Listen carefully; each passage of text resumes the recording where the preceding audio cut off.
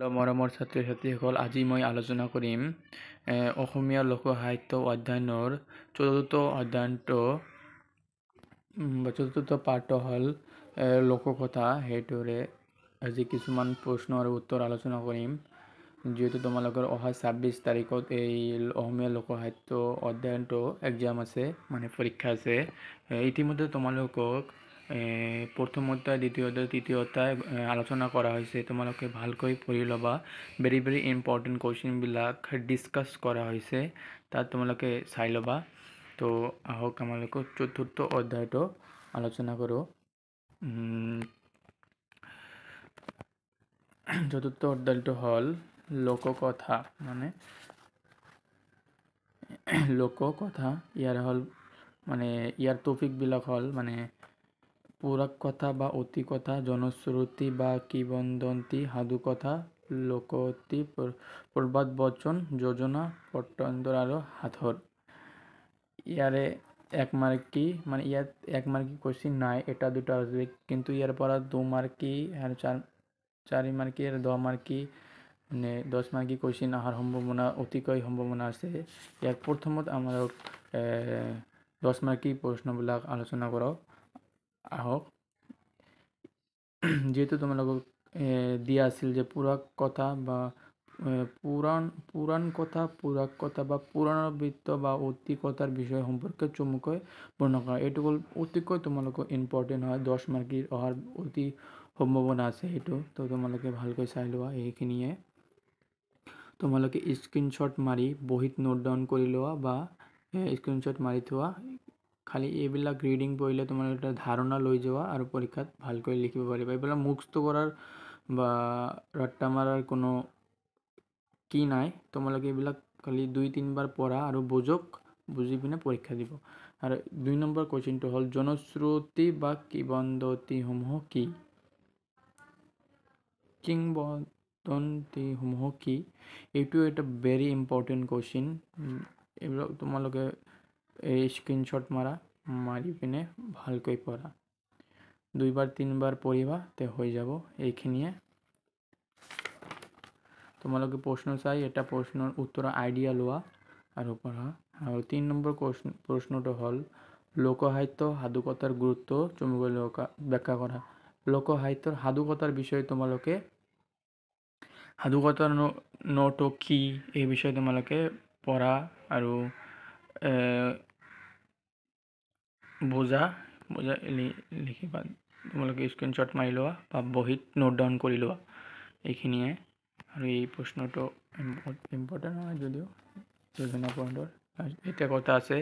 আৰু এটা প্ৰশ্ন হ'ল ডাকৰ বচন কি? অসমীয়া জনজীৱনত ইয়াৰ প্ৰভাৱ সম্পৰ্কে চমুকৈ লিখা। ডাকৰ বচনটো কি আৰু ডাকৰ বচনটোৱে অসমীয়া জনজীৱনত ইয়াৰ প্ৰভাৱ সম্পৰ্কে কি প্ৰভাৱ পেলাইছে সেই বিষয়ে তোমালোকে ৰিডিং পঢ়ি বুজি লোৱা আৰু 2-3 বাৰ বহীত লিখিবা। বুজাৰ পিছত ইমান ডাঙৰকৈ পঢ়িব নালাগে, এইখিনিয়ে পঢ়িয়ে তোমাৰ এটা ধাৰণা লৈ বহলাই আলোচনা কৰিবা। মোট কথা তোমালোকে বহীত লিখিবা ভালকৈ। 10 মাৰ্কে দিলে 3 পেজ লিখিলেই হৈ যাব। এই গোটেইখিনি লিখিলে তোমাৰ 4-5 মান পেজ হোৱাৰ সম্ভাৱনা দেখা যায়, কিন্তু 3 পেজ লিখিলে 10 মাৰ্ক হৈ যাব। আৰু সাঁথৰ কি? উদাহৰণ দিয়া, ইয়াৰ গুৰুত্ব চমুকৈ ব্যাখ্যা কৰা। সাঁথৰৰ বিষয়ে লিখিবা। সাঁথৰ এইখিনিয়ে বহীত নোট ডাউন কৰি ল'বা। এই তোমালোকক ভালকৈ দেখাই আছোঁ। এইখিনি তলত 2টামান সাঁথৰ উদাহৰণ দাঙি ধৰা হ'ল, হাবিত কাহে ওলাই নাহে, এইবিলাক পঢ়িবা। উদাহৰণ দি লিখোঁতে আৰু এক্সামিনাৰে ভালকৈ মাৰ্ক দিয়াত কি থাকে টিচাৰ। সাধুকথা বুলিলে কি বুজায়? লোকসাহিত্য হিচাপে সম্পৰ্কে সাধুকথাৰ বৈশিষ্ট্যসমূহ বিচাৰ কৰা। এই যে সাধুকথা যে আছে, আগতটো পঢ়িলে সাধুকথা হৈ যাব। আৰু ইয়াৰ বৈশিষ্ট্যবিলাক তোমালোকে ইয়াততো বহলাই আলোচনা কৰা দিয়া আছে, তোমালোকে পইণ্ট হিচাপত লিখি ল'বা বৈশিষ্ট্যবিলাক। যিহেতু পইণ্ট হিচাপত লিখিলে মনতো বেছি থাকিব আৰু ছাৰ বাইদেউসকলে টিচাৰসকলে মানে মাৰ্ক সোনকালে দি দিব। তো সাধুকথাৰ বিষয়ে আগতে আছিল কি আছিল চাওঁ। এইখিনি পঢ়িলে তোমালোকে সাধুকথা ওই প্ৰশ্নটোত মানে যোৱা প্ৰশ্নটোত তোমালোকে সাধুকথা বললে কি বোঝায় এইখিনি লিখে দিলেই হয়ে যাব। এটা পড়লে ওটা হয়ে যাব। কিন্তু আৰু কথা আছে, ইয়াৰ বৈশিষ্ট্য দিয়া আছে। ইয়াত লোকসাহিত্য হিচাপে সাধুকথাৰ বৈশিষ্ট্যসমূহ বিচাৰ কৰা। এই বৈশিষ্ট্যবিলাক তোমালোকে পইণ্ট হিচাপত লিখি ল'বা। বেলেগ কিতাপত থাকিব পাৰে, তোমালোকে কিতাপত চাবা বা তোমালোকে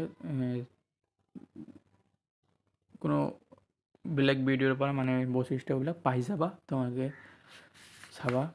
আৰু নাই আৰু সাধুকথাৰ এইখিনি। আৰু আহক আমালোক আলোচনা কৰোঁ একমাৰ্কী প্ৰশ্নবিলাক।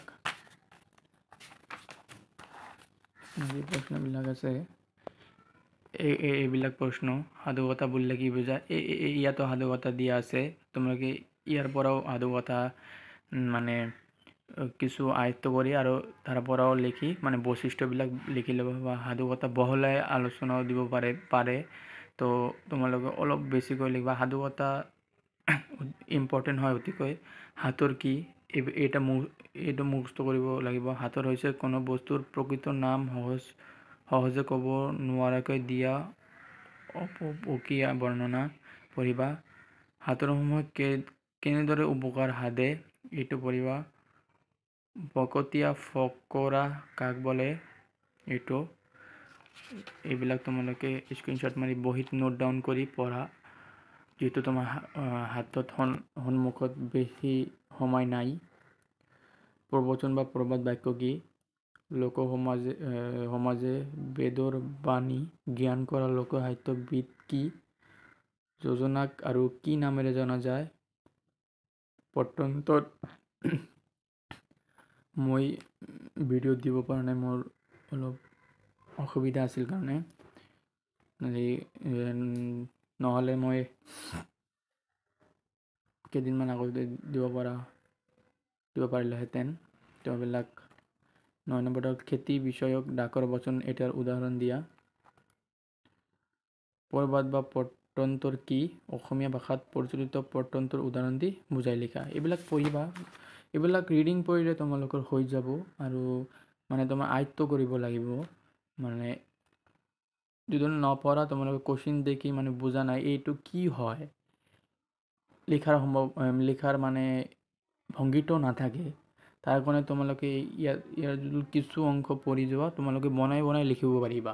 এইটো এটা প্লাছ পইণ্ট হয়। সেইকাৰণে পৰীক্ষাৰ আগত যিমান পাৰে সিমান যিখিনি হৈছে আৰু যিখিনি হোৱা নাই সেইখিনি ৰিডিং পঢ়িলে তোমালোকৰ মানে আয়ত্তৰখিনি আহি যায়, মানে বনাই লিখিব পাৰিবা। মুঠ কথাত তোমালোকে কোশ্চিন এৰি থৈ নাহিবা।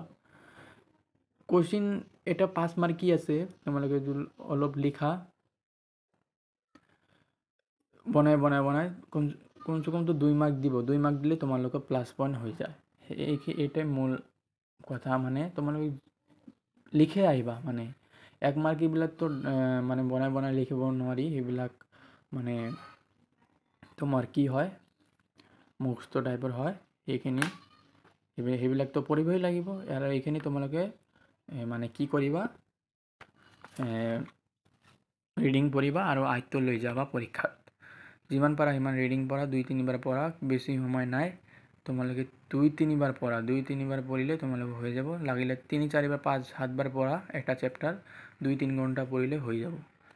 বেছি কথা নাই। সাধুকথাটো তোমালোকে পাবাই। সেইখিনি তোমাৰ সাধুকথাৰ বিষয়ে তোমালোকে আয়ত্ত আছে। যিটো সাধুকথাবোৰ গাঁৱে আলোচনা কৰা হয়, মুখে এইবিলাক এনেকৈ বনাই লিখিলে এটা কি আছে। যিহেতু তোমালোকৰ এই অসমীয়া লোকসাহিত্যৰ অধ্যয়নৰ মানে তোমাৰ চেপ্টাৰ শেষ। আশা যিটো পৰীক্ষা আছে কবিতা, অসমীয়া কবিতা, ভাষা বিজ্ঞান, সেইবিলাক ভিডিঅ' মই দিম পৰীক্ষাৰ আগত। এইখিনি পৰীক্ষা দিয়া। মই সেইবিলাক আৰু সেইখিনি মানে ভিডিঅ' মই প্ৰস্তুত কৰি আছোঁ। আশা কৰোঁ তোমালোকৰ পৰীক্ষা যাতে ভাল হয়। Good luck.